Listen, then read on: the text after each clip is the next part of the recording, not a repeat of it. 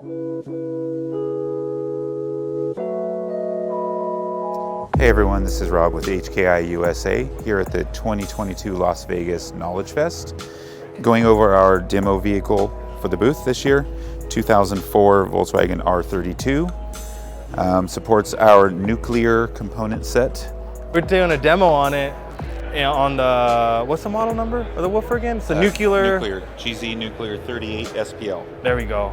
And that 15 freaking is responsive.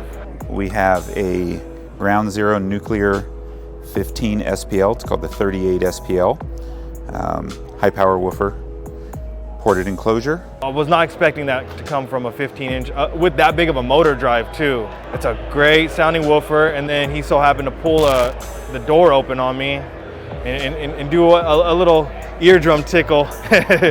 So, three-way component set of ground zero nuclear 6.5-inch mid-bass driver, 3-inch mid-range, 1-inch soft dome tweeter, all running on ground zero uranium amplifiers and a 5,000 watt subwoofer amplifier going to the subwoofer. It's built to be a little bit of a sound quality plus, obviously with a 15-inch woofer, and it's very physical, musical, good sound stage.